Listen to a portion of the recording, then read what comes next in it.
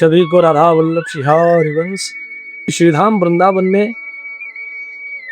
लोग बस कुछ ही समय वास क्यों कर पाते हैं। वैसे सोच के तो आते हैं कि हम कई सालों तक आजीवन वास करेंगे, लेकिन कोई ना कोई कारण से कोई ना कोई उनको ऐसा कुछ होता है,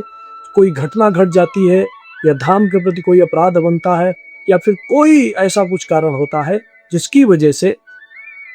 लोग श्रीधाम वृंदावन से फिर से वापस चले जाते हैं। लेकिन उसके पीछे कुछ विशेष कारण है। जो लोग शुरू से ही ये सोच कर आते हैं कि हम श्रीधाम वृंदावन वास करेंगे और अपनी पूरी जिंदगी को धाम के प्रति समर्पित करके भगवान की भक्ति में भगवान के प्रेम को पाने के लिए पूरी जिंदगी प्रयत्न करते रहेंगे, लेकिन लोग यहां पर आने के बाद फिर जिस मकसद से आते हैं उस मकसद की पूर्ति के लिए वो लोग जो प्रयास कर रहे हैं उस प्रयास को सफल नहीं कर पाते हैं, उस प्रयास में सफल नहीं हो पाते हैं। लेकिन कहीं ना कहीं उनका धाम के प्रति अपराध बन ही जाता है और जो वो सोच के आते हैं कि हम इतने सालों तक या फिर जिंदगी भर श्रीधाम वृंदावन वास करेंगे तो वो कर नहीं पाते। आज इसके उत्तर में हम और आप सभी लोग, क्योंकि हम श्री जी की कृपा से या धाम की कृपा से, आप समझ लीजिए करीब 1-1.5 साल से श्रीधाम वृंदावन गुरुदेव की कृपा से वास करने का सौभाग्य, ये तो सौभाग्य की बात है नहीं, क्योंकि श्रीधाम वृंदावन तो सिर्फ और सिर्फ श्री किशोरी जी की कृपा से ही वास पाया जा सकता है। इसमें ना तो बाहुबल, ना तो पुण्य का बल और ना तो धन का बल काम करता है। यहाँ सिर्फ और सिर्फ हमारी लाडली जी का पल काम करता है। तो इसलिए हम सभी लोग श्री लाडली जी के चरणों के आश्रित और श्री लाडली जी के ही कृपा पात्र अपने आप को समझते हैं। श्रीधाम वृंदावन मैंने जितने सालों तक यहाँ श्री जी की कृपा से, गुरुदेव की कृपा से, रजरानी की कृपा से, यमुना रसरानी की कृपा से, धाम की कृपा से वास किया हुआ है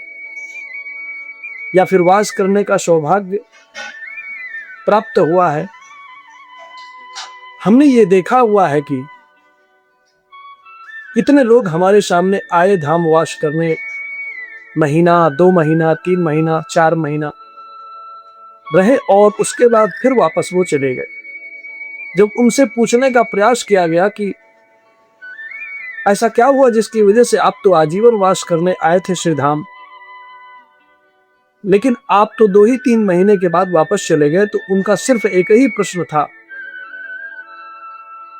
कि हमको ये परेशानियां हो गई, हम जो सोच के आए थे वो चीजें हो नहीं पाई, जो सुविधा हमको चाहिए थी वो सुविधा हमको वहां पे मिल पाई। इन सारे कारणों की वजह से हम श्रीधाम वृंदावन वास नहीं कर पाए।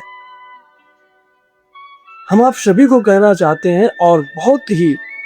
विनम्रता पूर्वक ये कहना चाहते हैं, जो भी जहां कहीं भी हैं, जिस प्रकार से रह रहे हैं और श्रीधाम वृंदावन वास करना चाह रहे हैं, तो एक बात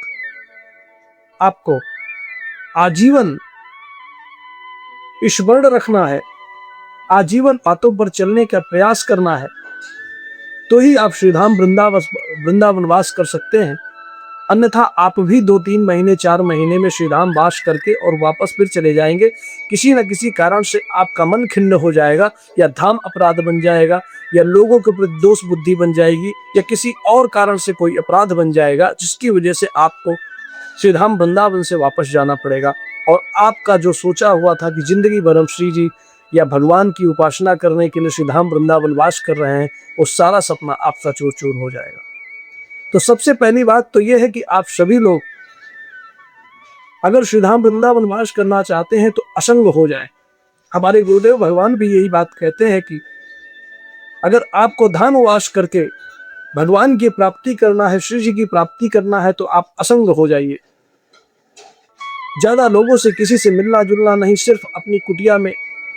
अपनी क्रिया से मतलब रखिए और यमुना जी का दर्शन करिए, तो सिर्फ यमुना जी का, राधा वल्लभ जी लाल का, बिहारी जी का, राधा रमण जी का। अन्य जिस काम के लिए निकलिए, भगवत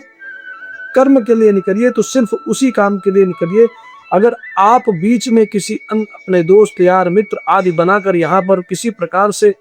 और भी अपनी बातों को छेड़ते हैं या फिर बातों की चर्चा करते हैं, अपनी पुरानी जीवन दिनचर्या की चर्चा करते हैं, हम किस प्रकार से धाम वास कर रहे हैं और किस लिए वास कर रहे हैं, इन सारी चीजों का अगर चर्चा आप करना चाह रहे हैं किसी से भी, तो उसमें कहीं ना कहीं आपसे दोष बनेगा। वो अपनी बात कहेंगे, आप अपनी बात कहेंगे, फिर कहीं ना कहीं आपका उसके प्रति या फिर उसका आपके प्रति दोष बनेगा, जिसकी वजह से आपका मन खिन्न होगा। क्योंकि इस भजन मार्ग में आपका मन अगर दोष बुद्धि अगर किसी के प्रति बन गई तो आपका मन खिन्न रहेगा। दूसरी बात यह है कि आप किसी के प्रति भी दोष बुद्धि ना करें। अगर आप लोगों के चक्कर में यहां पड़ेंगे या फिर किसी के प्रति दोष बुद्धि बनाएंगे,